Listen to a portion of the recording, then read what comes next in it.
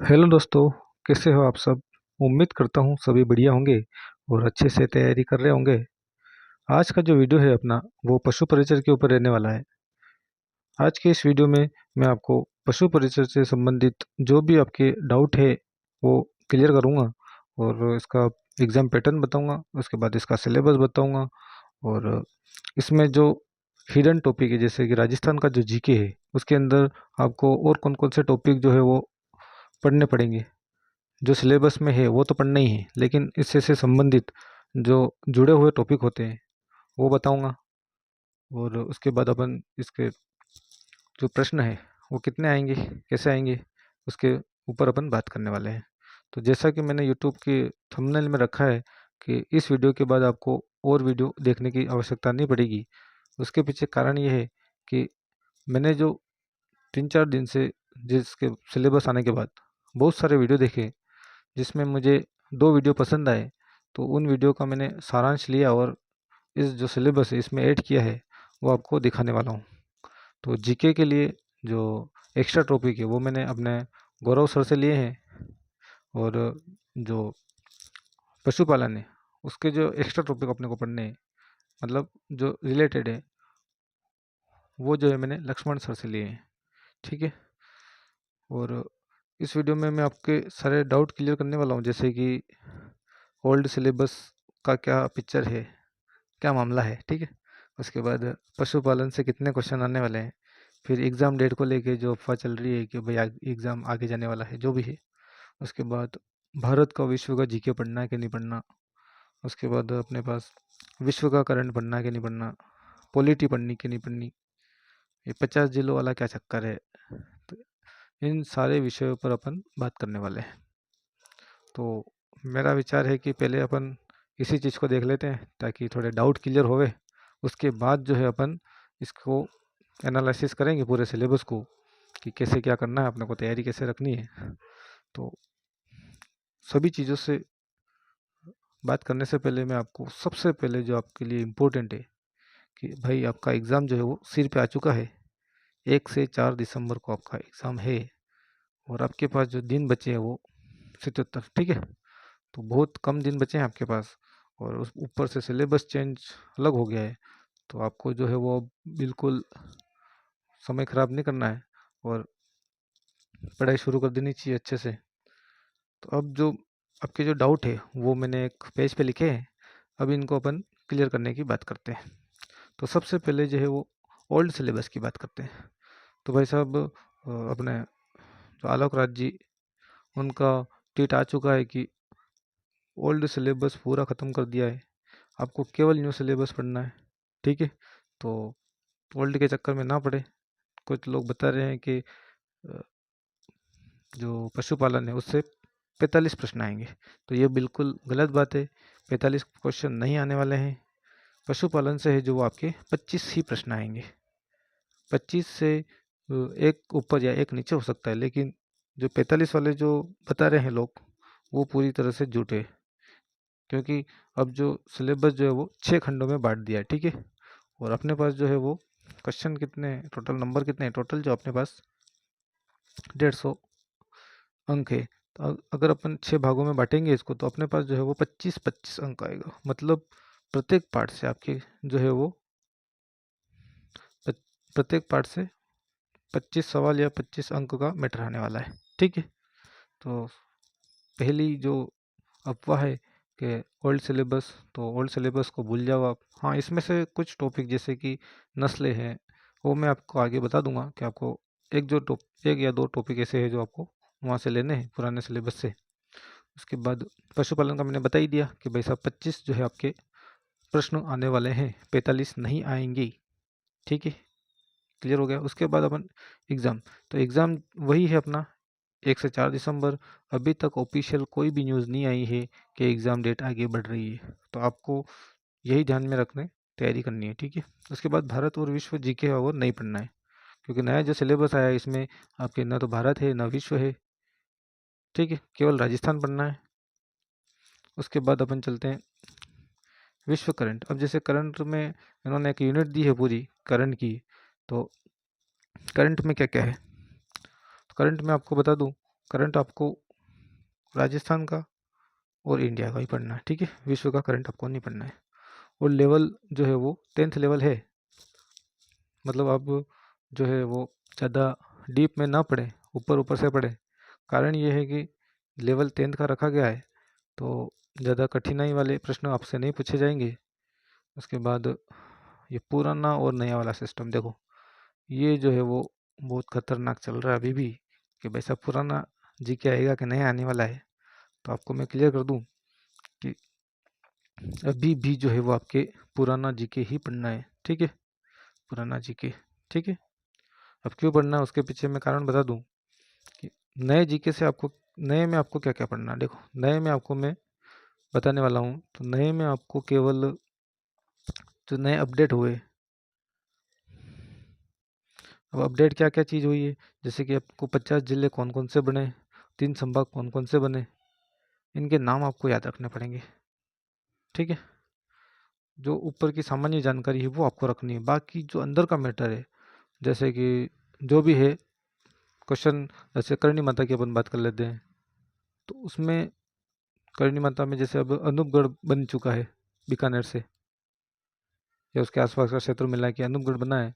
तो नए जिलों से क्वेश्चन नहीं आने वाला है, क्वेश्चन पुराने जिलों से आएगा। लेकिन आपको जो अपडेट हुआ है, जैसे कि 50 जिलों के लिए कौन सी समिति बनाई, तो मैं आपको थोड़ा डिटेल बता ही देता हूँ कि पुराना जिलों का वाला क्या सिस्टम है। तो अपन यहाँ बात कर लेते हैं।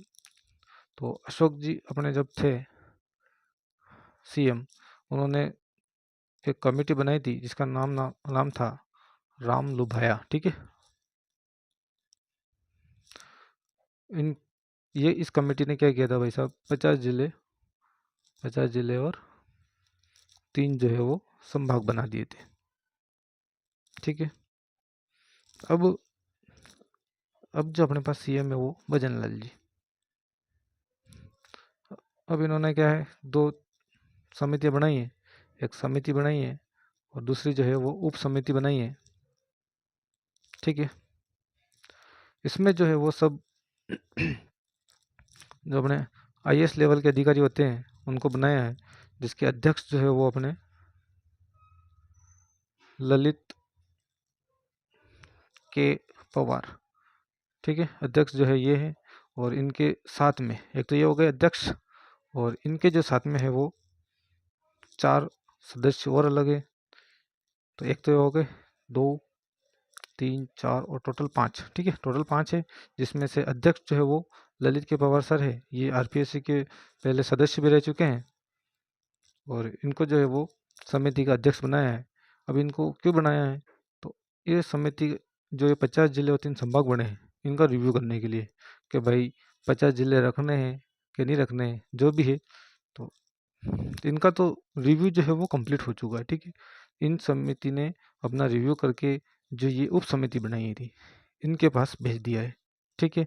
और इनके जो अध्यक्ष है वो अपने डिप्टी सीएम जो है प्रेम प्रेमचंद बेरवा सर, ठीक है।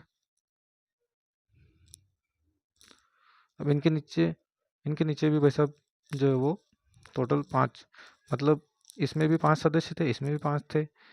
इनमें जो अध्यक्ष थे वो अपने ललित के पवार सर थे, और इसमें जो है वो प्रेमचंद बेरवा सर थे। तो इन्होंने क्या किया है कि रिपोर्ट जो है वो इनको इनके पास भेज दी है।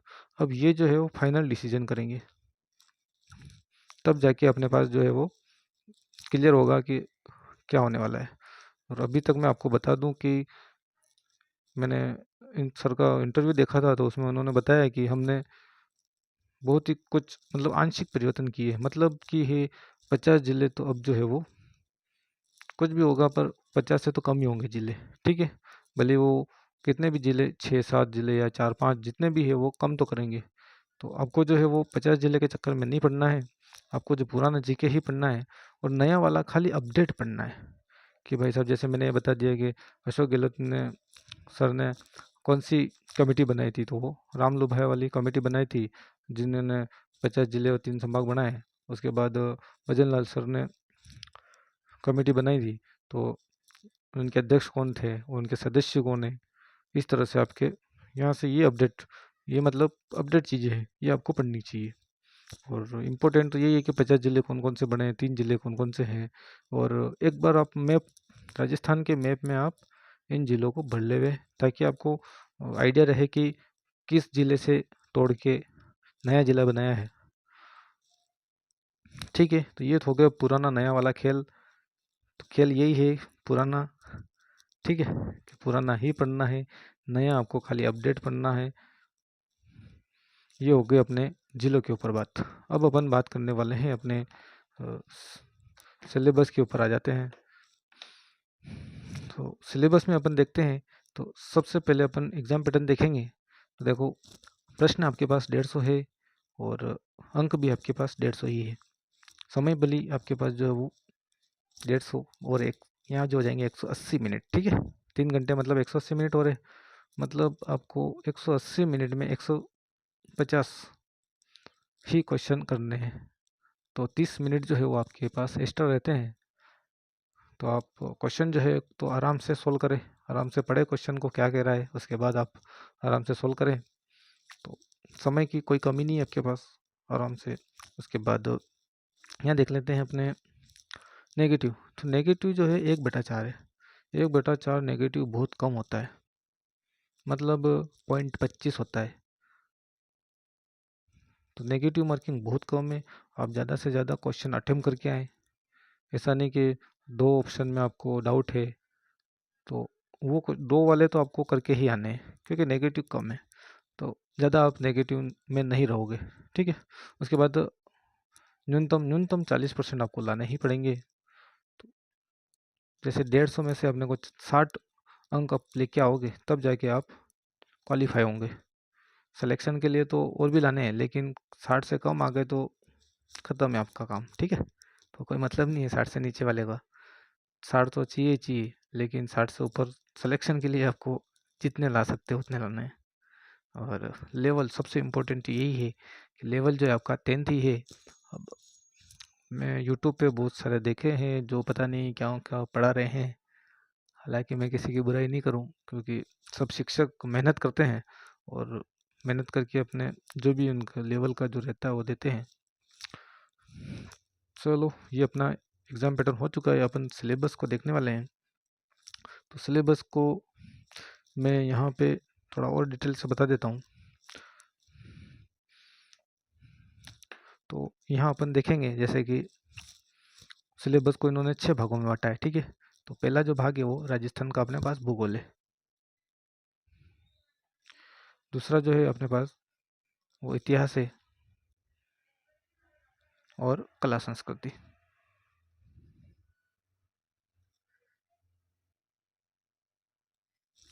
तीसरा अपने पास अपन यहाँ देख लेते हैं कि तीसरा जो अपने पास क्या दिया है,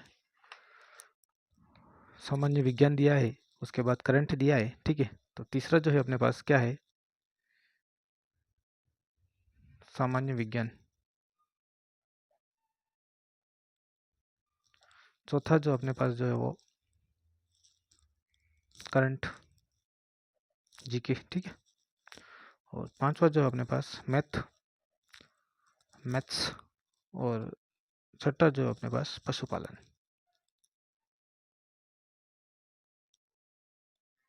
अब देखो, ये टोटल 6 भाग किए इन्होंने। 6 भाग में से अब टोटल अपने 150 क्वेश्चन दिए हैं कि भाई साहब के जो है वो 150 क्वेश्चन आने वाले हैं। तो अपन 6 का भाग लगा देते हैं, ताकि अपने को पता चल जाए कि किस विषय से कितने प्रश्न आने वाले हैं।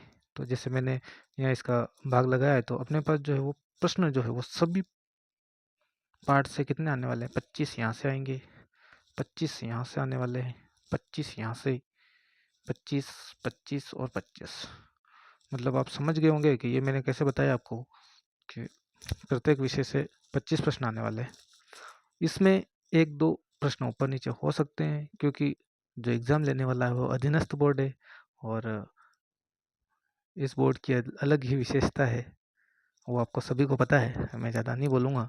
तो आप समझ सकते हो कि 1 नंबर ऊपर या फिर 1 नंबर नीचे हो सकता है, ये जो मैंने बता रहा हूँ। ठीक है, ये मैंने आपको शॉर्ट में बता दिया है। अब अपन इसको डिटेल से देखने वाले हैं सिलेबस को। चलिए शुरू करते हैं। तो सबसे पहले मैंने आपको बताया जैसे भूगोल, तो भूगोल से जो है अपने 25 प्रश्न जो है वो आने वाले हैं, ठीक है। अब इसमें मैं आपको इसको बोल के नहीं दिखाऊंगा क्योंकि सामने दिखा हुआ है।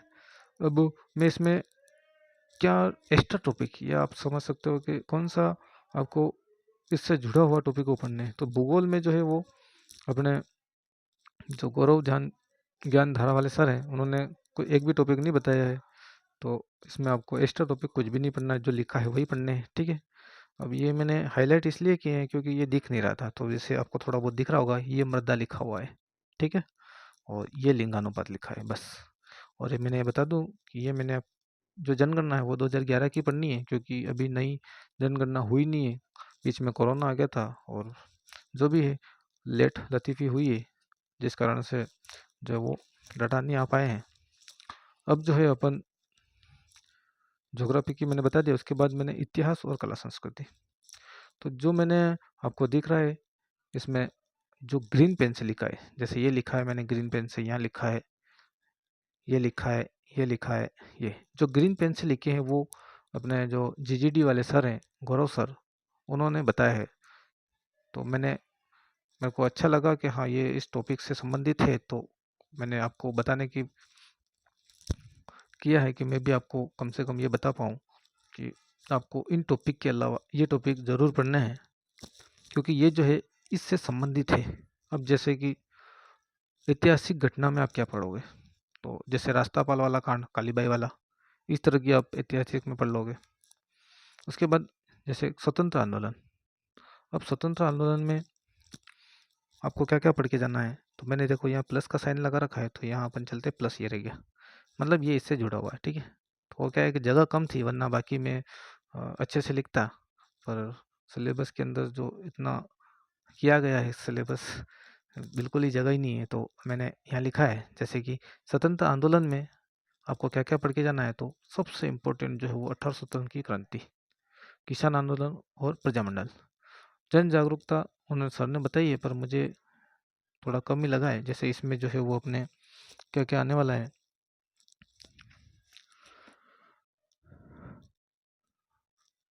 जो जन जागरण है इसमें आपको राजस्थान सेवा संघ, अखिल भारतीय देशी राज्य लोक परिषद और राजपूताना मध्य भारत सभा, इस तरह की जो सभाएं हैं, जो संघ है, उनको पढ़ने हैं, ठीक है। क्रांति में तो आपको सबको पता ही है क्या नहीं है। उसके बाद आ जाते हैं अपन, यहाँ चलते हैं। मैं आपको डिटेल नहीं बता रहा हूँ, मैं केवल उन टॉपिक को ही बता रहा हूँ जो आपको एक्स्ट्रा पढ़ने हैं, मतलब उनसे संबंधित कुछ टॉपिक पढ़ने हैं। और बाकी आपको ये सिलेबस जो है वो प्रिंट करवा के रखना चाहिए अपने पास में, और वीडियो देखते समय इसको सामने रखोगे तो आपको और ज़्यादा समझ में आएगा, ठीक है। तो उसके बाद अपन जैसे जैसे यहाँ लिखा है संस्कृति, ये पूरा यहाँ से कट गया है, यह लिखा है संस्कृति और सामाजिक जीवन। अब इसके अंदर अपने को क्या पढ़ना है, तो इसके अंदर जैसे स्टार से मैंने दर्शाया है, तो आपको रस्में, रीति रिवाज और शब्दावली। अब शब्दावली में आपको क्या पढ़ना है, जैसे कि छेड़ा फाड़ना,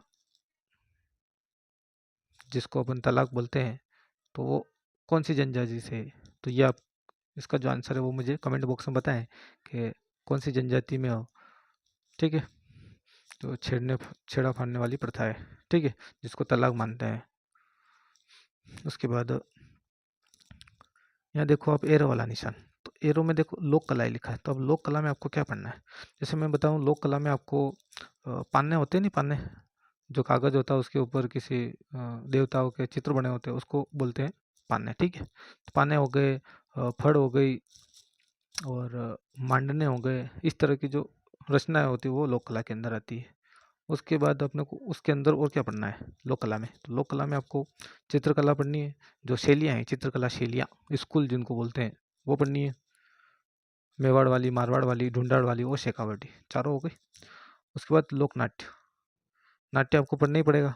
अब नाट्य जो है देखो लोक कला से भी जुड़ा है और एक रंगमंच इससे भी जुड़ा हुआ है, तो लोक नाट्य भी आपको पढ़ना ही पड़ेगा। और लोक नाट्य इसलिए भी पढ़ना पड़ेगा कि जैसे रंगमंच लिखा है ना, स्टेज, तो मुझे बताओ कि आप ऐसा कौन सा लोक नाट्य है जिसमें रंगमंच की सजावट होती है, तो उसका आंसर आप कमेंट बॉक्स में बताएं या फिर मैं 2 मिनट बाद बता दूंगा आपको। ठीक है। उसके बाद जैसे ये जो ग्रीन से लिखी है वो तो सर ने बताए, और जो ब्लू से लिखी है वो मैंने आपको बताया। अब जैसे लोक कला है जो, वो मैंने इसके अंदर हस्तकला मैंने अपनी तरफ से ऐड किया है कि आप चित्रकला पढ़ रहे हो तो आपको हस्तकला भी पढ़नी ही चाहिए। ये सर ने नहीं बताया है, ये मैंने बताया है। ठीक है, क्योंकि मेरे को लगा कि इसके अंदर आना चाहिए ये भी, तो मैंने बता दिया है। बाकी आपकी इच्छा है, आप क्या पढ़ो क्या नहीं पढ़ो। उसके बाद यहाँ आ जाओ, ये जैसे मैंने आयत का चित्र बनाया है, तो आयत वाला चित्र जो ये रह गया अपने पास, जैसे ये। अब वास्तुकला, अब वास्तुकला में सबसे जो महत्वपूर्ण आते हैं वो किले आते हैं। अब किले के साथ आपको ये चीज़ें पढ़नी पड़ेगी। जैसे वास्तुकला के अंदर मंदिर, दुर्ग, हवेलियाँ, महल, छतरियाँ, ये सब भी वास्तुकला के अंदर ही आते हैं। ठीक है। आर्ट क्या है, आर्ट उस समय क्या क्या बना हुआ है, जो भी है आर्ट, ये सब अपन को पढ़नी पड़ेगी। उसके बाद अपन आ जाते हैं यहाँ पे, ये देखो मैंने त्रिभुज बनाया है। त्रिभुज ये रही है त्रिभुज। तो आपको ऐतिहासिक और सांस्कृतिक दृष्टि से हस्तियाँ, इसके अंदर क्या पढ़ना है, तो इसमें आपको लोक संत, जो आप बोलते हैं संत संप्रदाय, वो वाला, और आधुनिक व्यक्तित्व, जो भी सॉरी आधुनिक व्यक्तित्व जो है उनको पढ़ना है। ठीक है। और व्यक्तित्व वही जो आधुनिक वाला है। बाकी देखो यहाँ लिखा है महत्वपूर्ण व्यक्तित्व, इसमें वो आ जाएंगे केसर सिंह बारड, प्रताप सिंह बारड ने, जो भी क्रांतिवीर हुए हैं अपने वो। और आधुनिक वाले में आजकल जो एक तो करंट में भी आ सकता है टॉपिक, आधुनिक व्यक्तित्व में कौन अच्छा प्रदर्शन किया है, जो भी है। ठीक है, ये हो चुका है। या फिर जैसे कि अपने कला संस्कृति से संबंधित किसी को कोई पद्मश्री मिला है, तो वो इसके अंदर आ जाएगा।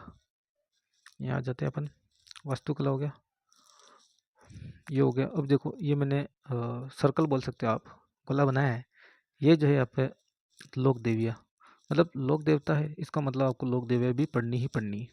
ठीक है।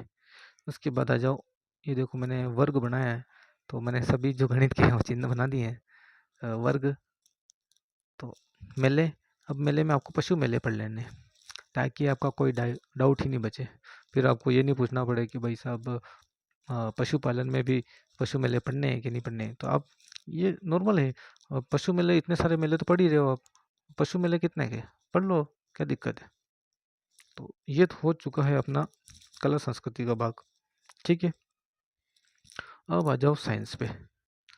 तो साइंस से भी बराबर क्वेश्चन आने हैं, 6 भाग है, इसका मतलब 25 प्रश्न यहाँ से भी आने वाले हैं। अब देखो ये बिल्कुल ही नॉर्मल, बिल्कुल ही बेसिक, जिन्होंने लिखा है कि सामान्य विज्ञान, बिल्कुल ही सामान्य विज्ञान है ये, इसमें कोई वो नहीं है, ज़्यादा टफ नहीं है। अब यहाँ आप देख सकते हो कि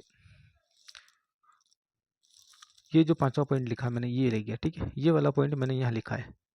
अब इसको क्यों लिखा है, क्योंकि इसके अंदर जो हिडन टॉपिक है वो मैंने बताए हैं। ये सब जो ब्लू पेन से लिखा है मैंने, ये मैंने आपको बताया है कि आपको क्या पढ़, जैसे कि 5वां पॉइंट है अपने पास मानव शरीर, इसके अंदर अपने को पढ़नी है संरचना और अंग तंत्र।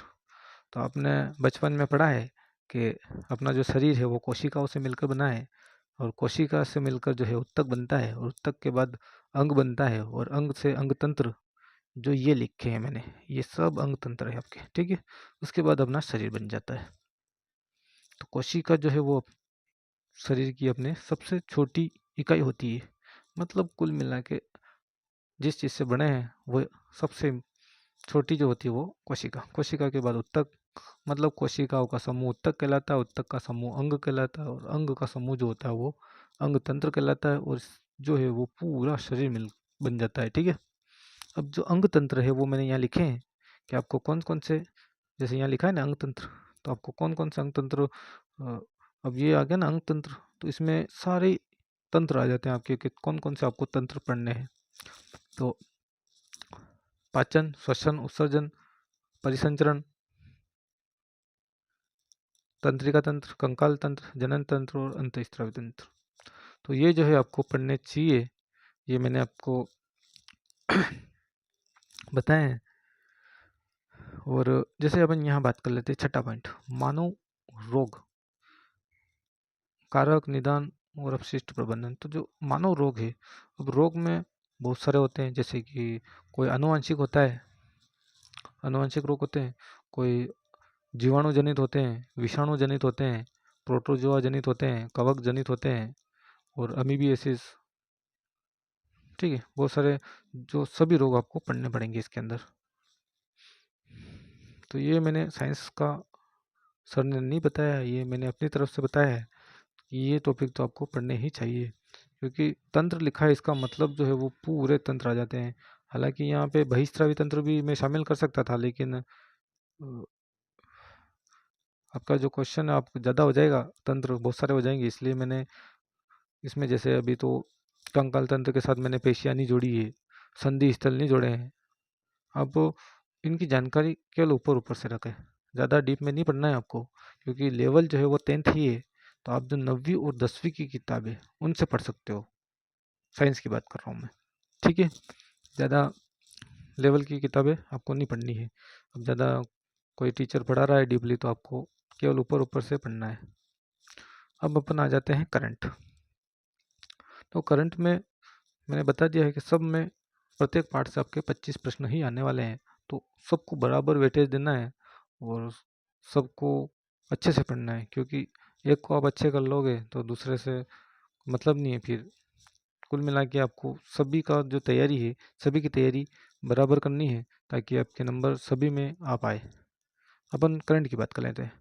तो करंट में सबसे पहले मैं आपको यहाँ दिखा देता हूँ कि करंट में आपको बजट पढ़ना है 24-25 का। इसमें सभी आ जाते हैं आपकी योजनाएं जो भी है सरकार की अभी। ठीक है, तो योजना तो इसमें आ जाएगी आपकी। आर्थिक समीक्षा जो है 23-24 पढ़नी है, इसमें जो है आपकी वो अर्थव्यवस्था जो है वो कंप्लीट आ जाएगी। ठीक है, आर्थिक समीक्षा पढ़ लोगे इसका मतलब आपकी अर्थव्यवस्था कंप्लीट। उसके बाद हाँ, एक पॉलिटी का बड़ा क्वेश्चन आ रहा था कि भाई पॉलिटी पढ़नी कि नहीं पढ़नी। तो देखो, पॉलिटी में जो आपको केवल 16वीं विधानसभा के आंकड़े पढ़ने हैं, जो अभी चुनाव हुए थे उसमें कौन क्या बना है, स्पीकर ने, प्रोटेम स्पीकर ने, प्रतिपक्ष नेता ने, ये सारी चीज़ें, और नवीन नियुक्तियाँ। ठीक है, नवीन नियुक्तियाँ में जैसे अपने अभी राज्यपाल कौन है, राज्यपाल चेंज हो गए ना अपने, कलराज मिश्र थे पहले, अब कौन है बताओ, देखिए कोई किसी को पता हो तो ये नवीन नियुक्तियाँ पढ़नी है। जैसे कि महाधिवक्ता अभी कौन है, या फिर मुख्य सचिव कौन है, जो भी मानवाधिकार है उनके अध्यक्ष सचिव जो कौन है, आरपीएससी के अध्यक्ष कौन है, अधीनस्थ बोर्ड के अध्यक्ष कौन है, ये सारी चीज़ें। तो अधीनस्थ बोर्ड के सबको पता है, क्योंकि बहुत सारे ट्वीट आते हैं उन सर के। तो पॉलिटी के अंदर आपको वो नहीं पढ़ना है राज्यपाल के कौन सा आर्टिकल में है न, मुख्यमंत्री कौन से आर्टिकल में आता है ना, कौन सी शक्तियों कौन से आर्टिकल में आती है, ये सारी चीज़ें आपको नहीं पढ़नी है। आपको क्या पढ़ना है, केवल जो नए नियुक्ति हुई, जैसे अपने नए राज्यपाल आ गए हैं, उसके बाद जो नई नई नियुक्ति जो भी अपने, जैसे कि महाधिवक्ता हो गए, मुख्य सचिव हो गए, मानवाधिकार के अध्यक्ष हुए, जो भी नए नए आए हैं उनको आपको याद रखना है। बाकी मैंने आपको बता दिया है कि पॉलिटी में वो पुरानी पॉलिटी नहीं पढ़नी है, केवल नए नियुक्तियाँ और 16 जो विधानसभा इसको पढ़ना है। उसके बाद योजनाएं, अब योजनाएं जो है वो आपको वर्तमान सरकार की पढ़नी है। ऐसा नहीं आप अशोक गहलोत सरकार की योजना पढ़ने लग जाओ। कारण ये है कि जैसे अभी जो बाल गोपाल योजना थी स्कूलों में, उसका नाम ही चेंज कर दिया। तो अब सरकार पता नहीं क्या करती है, नाम से तो क्या ही हो जाता है, पर फिर भी तो अब नाम ही चेंज कर रही है तो प्रश्न तो कहाँ से पूछ लेंगे। तो आप पढ़नी तो है आपको, लेकिन आपको जोर जो है वर्तमान सरकार की जो बीजेपी की जो योजना है उनके ऊपर ज़्यादा जोर रखना है। ठीक है, और दूसरी बात इसमें बता दूं मैं कि यहाँ देखो, राज्य और राष्ट्रीय मुद्दे, अंतर्राष्ट्रीय कहीं नहीं लिखा है, तो आप जो वर्ल्ड की ज्योग्राफी है वो नहीं पढ़े। हाँ, इसमें ये जरूर हो सकता है जैसे कि अपने सीएम जो है वो कहीं विदेश यात्रा पे गए हैं, अभी शायद कहीं गए हुए थे, तो ये अपना राजस्थान का ही समझो आप। केवल वो चीज़ आपको पढ़नी है कि अपने सीएम से संबंधित। ठीक है, बाकी कोई लेना देना नहीं। उसके बाद आ जाओ आप गणित। तो गणित में बहुत शॉर्ट है और बहुत ही सरल सरल टॉपिक है। इन चीज़ों में आपको केवल क्या करना है, इनके जो सूत्र है आप सूत्र कर लोगे तो ये आपका काम हो जाएगा, सूत्र से आपके सवाल सॉल्व हो जाएंगे। ठीक है, गणित में मैं ज़्यादा नहीं बोलूँगा, केवल आपको, अगर आपको बिल्कुल ही समझ नहीं आती है तो आप किसी के वीडियो देख सकते हो। ठीक है, ये हो गया आपके गणित। यहाँ से भी 25 प्रश्न आने वाले हैं। अब जो सबसे कंट्रोवर्सी वाला पार्ट आ गया है, पशुपालन। ठीक है, तो पुराना सिलेबस को भूल जाओ, जो आपके पास आपके सामने है ये नया सिलेबस है और इसी के अनुसार आपको पढ़ना है। तब इसमें जो है मैं आपको, जो अपने लक्ष्मण सर है उन्होंने जो टॉपिक बताए हैं वो मैं आपको बताने वाला हूँ। लेकिन उससे पहले मैं आपको ये बता दूं, जैसे कि ये मैंने लिखा है कि जनन, पाचन और श्वसन तंत्र, ये जो 3 तंत्र है ये मानव में और पशुओं में लगभग समान है। ठीक है, लगभग समान है मतलब अधिकांश चीज़ें जो है वो सेम टू सेम है। कुछ भी आपको ज़्यादा जोर देने की आवश्यकता नहीं, क्योंकि ये अब देखो पशुपालन में जैसे जनन है, पाचन है, श्वसन तंत्र, तो ये तंत्र इसमें भी पढ़ने हैं आपको। और यही तंत्र आप यहाँ देख लो, जैसे पाचन हो गया, पाचन हो गया, उसके बाद ये श्वसन हो गया, उसके बाद ये जनन हो गया। तो ये 3 तंत्र इसमें भी है और इसमें भी है। तो आप ये जो 3 तंत्र है ये इसमें अपने जो मानव वाले में इसमें अच्छे से पढ़ लेवे, ताकि आपको यहाँ जब पढ़ोगे तो आपको इतनी दिक्कत नहीं आएगी। क्योंकि साइंस के कुछ शब्द जो होते हैं वो अटपटे से होते हैं, तो आपको कभी समस्या आ सकती है। लेकिन अब यहाँ पढ़ लोगे मानव वाले में तो यहाँ पे आपको बहुत ही कम समस्या आएगी। जैसे कि अब निषेचन कहाँ होता है, तो एम्पुला भाग जो होता है अपना वहाँ होता है। अब लोगों को पता ही नहीं चलेगा एम्पुला भाग कहाँ होता है। तो चलो वो डायग्राम से मैं आपको बताऊंगा कभी। लेकिन जो शुक्राणु और अंडाणु का जो मिलन होता है वो अपने जो गर्भाशय होता है उसका जो भाग होता है एम्पुला भाग, वहाँ जाके इसका फर्टिलाइजेशन, निषेचन होता है। ठीक है, और अपन बात कर लेते हैं और क्या बच गया अपने पास। हाँ, जो ये टॉपिक है, 4 टॉपिक मैंने इनको अपने जो लक्ष्मण सर है उन्होंने जो बताया है वो मैं आपको बताने वाला हूँ। ठीक है, मैंने उनके यूट्यूब चैनल से ये चीज़ निकाली है, उन्होंने अपने यूट्यूब चैनल पे डाल रखा था। तो मैंने उनका वीडियो देखा और उनसे फिर मैंने ये नोट्स बनाए हैं, मतलब सिलेबस को डिटेल जो उन्होंने बताया है वो मैं आपको बताने वाला हूँ। तो सबसे पहले मैं यहाँ आपको दिखा देता हूँ कि अपने को कौन कौन से सब्जेक्ट जो है वो देखना है पॉइंट। तो सबसे पहले अपने को जंतु में जनन, पाचन, श्वसन, प्रमुख रोग, विशेषता, आवास और संरक्षण। तो पहले मैं इस पॉइंट की बात कर लेता हूँ, पहले पॉइंट की। तो अपन डिटेल से इनको पढ़ने वाले हैं। जनन से जनन बताऊंगा, पाचन बताऊंगा, श्वसन बताऊंगा, विशेषता और आवास। ठीक है, तो यहाँ आ जाते हैं पीछे। अब आप यहाँ देख सकते हो कि जो पशुपालन है, जो पहला अपना टॉपिक है, उसी के अंदर मैंने देखो यहाँ एक ही लिखा है, यहाँ पे फिर एक नहीं लिखा है, 2 नहीं लिखा है, सॉरी। अब 2 क्यों नहीं लिखा है, क्योंकि ये इसी का पार्ट है। जंतु में जनन है, जंतु में पाचन है, जंतु में श्वसन है, ये सब एक ही पार्ट के टॉपिक है। तो ये पहली ही पॉइंट है अपना, पहली। तो पहला पॉइंट जो है अपना वो जंतु में जनन। अब जनन के अंदर आपको ये सारे टोटल इन्होंने 5 पॉइंट बताए हैं आपको कि ये आपको पढ़ने हैं। जैसे जब जनन में आपको क्या करना है, प्रजनन तंत्र में जैसे नर मादा दोनों पढ़ने हैं, नर भी पढ़ना है, मादा भी पढ़ना है, और इनके हार्मोन पढ़ने हैं कि भाई नर में कौन सा हार्मोन होता है और मादा में कौन सा। फिर मध्य चक्र पढ़ना है, फिर वही मध्य चक्र, मध्यकाल अवधि पढ़नी है, और यौवन काल। ठीक है, पशुओं में अपने को पढ़ना है। निषेचन और गर्भ परीक्षण, ये सब इसी से संबंधित टॉपिक है। अब जनन के रोग, अब इन्होंने क्या किया, जो रोग लिखा हुआ था ना वहाँ पे, उन्होंने क्या किया कि जनन में रोग दे दिया, उसके बाद जैसे पाचन पाचन से संबंधित रोग दे दिए होंगे, और ये श्वसन से संबंधित रोग दे दिए। इस तरह से रोग को अलग नहीं लिखा है और इसी के अंदर इंक्लूड कर दिया। और ये कृत्रिम गर्भाधान, AI। दूसरा जो अपने पास जनन के बाद जो सब पॉइंट है, पाचन तंत्र। पाचन में पाचन तंत्र पढ़ना है, इसकी क्रियाविधि, जैसे वो गाय भैंसे कैसे, उनके अंदर खाना कैसे पचता है। तो पहले तो वो खा लेते हैं, उसके बाद जुगाली करते हैं। वो उनका सिस्टम यूँ है कि जैसे पहले तो जो भी है सबको खा लेते हैं, उसके बाद जो एक उनका जो पेट का एक भाग होता है वहाँ तो स्टोर होता है, उसके बाद फिर वहाँ से ये क्या करते हैं, मुंह में लाते हैं, जुगाली करते हैं। ठीक है, समझ में आ रहा है। जैसे कि अ, अब मैं डायग्राम से बताऊँ आपको थोड़ा। तो समझ में आए। ठीक है, तो जैसे कि अपन बात कर लेते हैं, इन्होंने भोजन को खाया, ये भोजन है। अब भोजन खाया तो ये क्या करते हैं, अपना जो पेट है, ये पेट के एक हिस्से में इसको एकत्रित कर लेते हैं। पहले तो क्या करते हैं, खाते रहते सब सबको यहाँ ले आते हैं। अब यहाँ से उसके बाद क्या करते हैं, ये फिर अपने मुंह में लाते हैं, इसके बाद उसको जुगाली करते हैं। इस तरह से अपना भोजन को पचाते हैं। ठीक है, उसके बाद ये फिर अंदर चला जाएगा।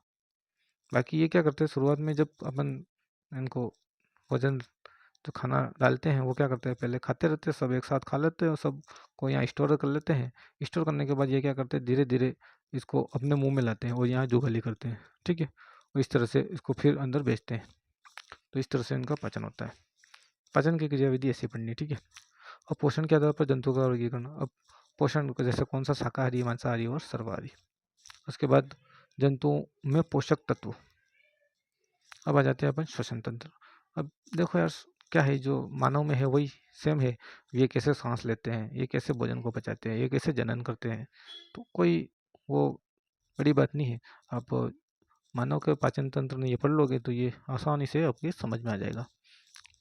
अब देखो यहाँ पे जो श्वसन तंत्र है, यहाँ जंतुओं का श्वसन तंत्र। अब श्वसन की क्रियाविधि, अब सांस कैसे लेते हैं, वो जैसे अपन लेते हैं वैसे ही लेते हैं, क्या लेते हैं।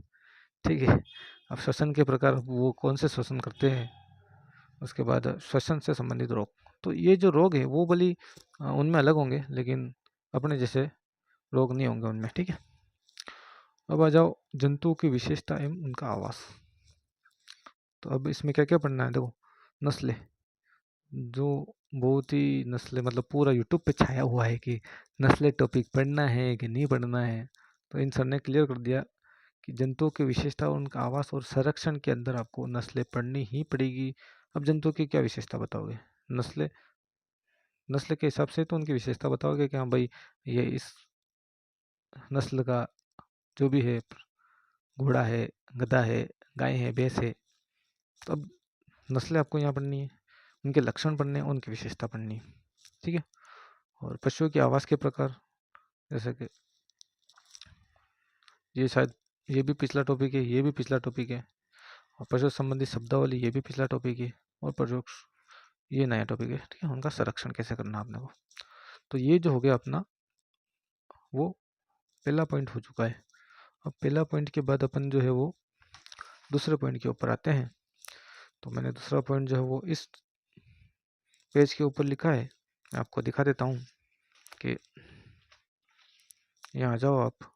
ये दूसरा जो पॉइंट है वो, ये पहला पॉइंट मैंने अभी आपसे डिस्कस किया है। ठीक है, जनन किया है, पाचन, श्वसन, रोग, विशेषता, आवास, संरक्षण, यह मैंने आपको बता दिया है डिटेल से। दूसरा जो पॉइंट है अपना वो ये है, पशु उत्पादकों का पोषक मान, पशु कृषि, कुक्कुट पालन। ठीक है, तो ये देखो मैंने आपको डिटेल से यहाँ लिख के बताया है। ये मैं जो नोट्स बता रहा हूँ, मतलब जो लिखे हैं मैंने सिलेबस को डिटेल से, ये लक्ष्मण सर ने बताया है। ये मैं अपनी मर्जी से नहीं बता रहा हूँ, क्योंकि अ, सब जगह अपनी वाली लगाना अच्छी बात नहीं है। जो आता है उसी को अपन बताते हैं। अब जो पशुपालन के एक्सपर्ट है, जो पशुपालक के अंदर डॉक्टर भी है सर, तो अपन उन्हीं की बात मानेंगे, अपन फालतू अपना दिमाग क्यों लगाएं। तो अब पशु उत्पादकों का पोषक मान में अपने को क्या पढ़ना है, जैसे डेयरी उत्पाद। अब जैसे अब ये देखो, पशु उत्पादकों का पोषक मान 10 बार पढ़ लोगे तो भी आपको इसका मीनिंग समझ में नहीं आएगा। लेकिन इधर आओ, कुछ राज की चीज़ बता देता हूँ आपको। यहाँ आ जाओ, ये रह गया दूसरा point, nutritive value of animal product. यानी कि एनिमल के जो प्रोडक्ट है, जो भी है, दूध है, अंडा है, उनका क्या है, पोषक मान अब पता चल रहा है। तो इंग्लिश से आपको चीज़ें जो है वो ज़्यादा क्लियर होती है कि एनिमल का जो प्रोडक्ट है उनकी वैल्यू क्या है, किस में, पोषक में। ठीक है, इसको न्यूट्रिशन बोल सकते हो, कोई फर्क नहीं पड़ता। Nutrition value of animal product के, एनिमल प्रोडक्ट की जो पोषक मान है वो क्या क्या है। तो यहाँ पे आपको पढ़ने में कुछ समझ में नहीं आ रहा है, लेकिन यहाँ से पता चल रहा है, जैसे कि एनिमल प्रोडक्ट सीधा लिखा है, एनिमल प्रोडक्ट। अब यहाँ पशु उत्पादक लिखा है पर समझ में नहीं आता है फिर भी। तो इंग्लिश इंग्लिश जो है वो आपको देख लेना चाहिए। एग्जाम में भी जब आपको प्रश्न समझ में नहीं आए तो इंग्लिश एक बार देख लेना चाहिए, ठीक है। अब यहाँ जाते हैं अपन पशु उत्पादकों का पोषक मान में डेयरी उत्पाद जैसे कि दूध है, दही है, घी है, पनीर है, ठीक है। उसके बाद मांस, अंडा, ऊन से संबंधित आंकड़े, आपको डाटा जो है वो नवीनतम आंकड़े पढ़ने हैं। और ये जो है वो सर ने नहीं बताया है डिटेल से, तो मैंने ऐसा कैसा ही लिख दिया, जैसे पशु कृषि और कुक्कुट पालन। ये सर ने डिटेल नहीं बताई इनकी, तो मैंने डिटेल नहीं बताई आपको।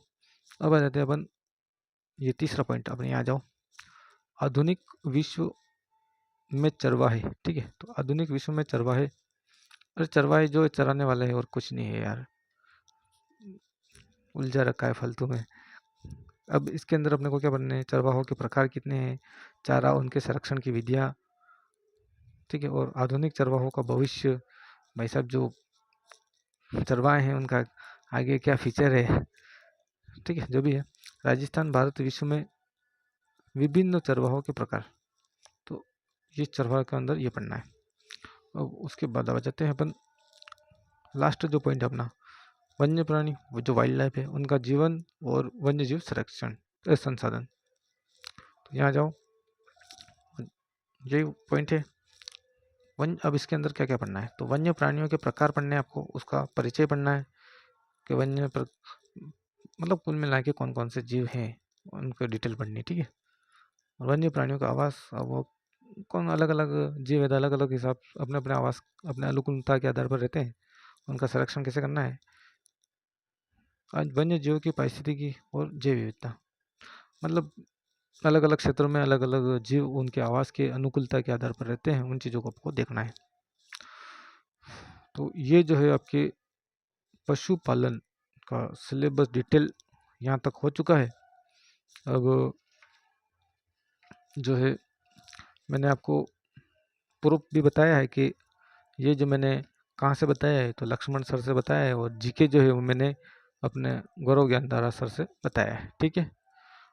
अब और कुछ डाउट हो तो आप मेरे को वीडियो के अंत में आप बता सकते हो, कमेंट कर सकते हो, और कुछ भी प्रश्न हो तो आप पूछ सकते हो। जैसे मैंने शुरुआत में कुछ डाउट को क्लियर किए थे, उसी तरह से आपके और जो भी डाउट होंगे वो मैं ऑफिशियल, यानी कि जो भी जानकारी होगी वो जो ऑफिशियल होगी वही बताऊंगा। फालतू की बातें अपन करते नहीं है, कोई मतलब नहीं है। यूट्यूब थोड़ा देखना कम कर दो, कचरा पड़ा है बहुत सारे, पता नहीं मास्टर क्या क्या बता रहे हैं, जो भी है अपन फालतू बात नहीं करेंगे ज़्यादा।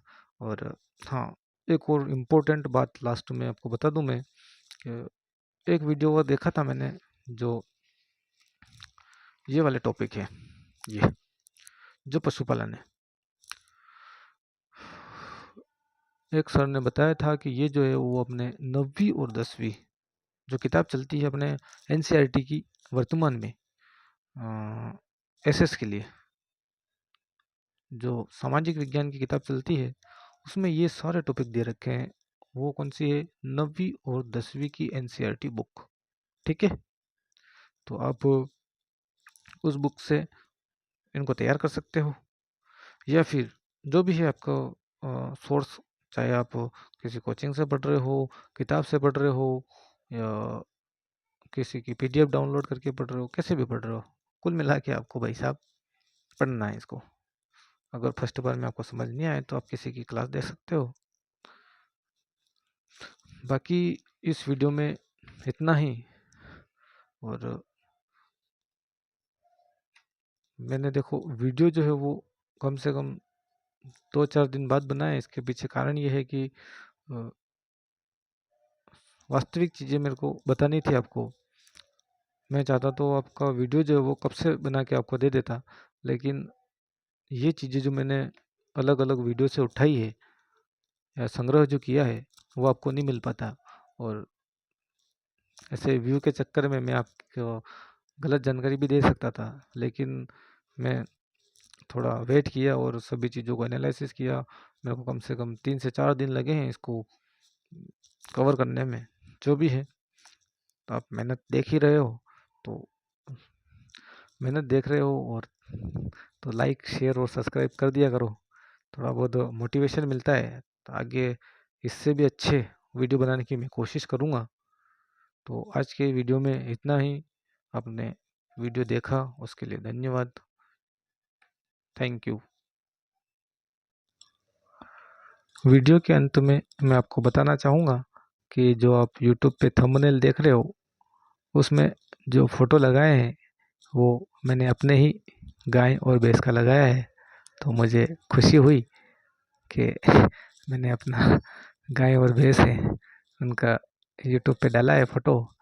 और हालांकि मैंने पहले तो गूगल से निकालने की अ, किया था कि गूगल से निकाल के डाल देते हैं, पर फिर मैंने कहा अपने पास संसाधन है तो उनका उपयोग करें।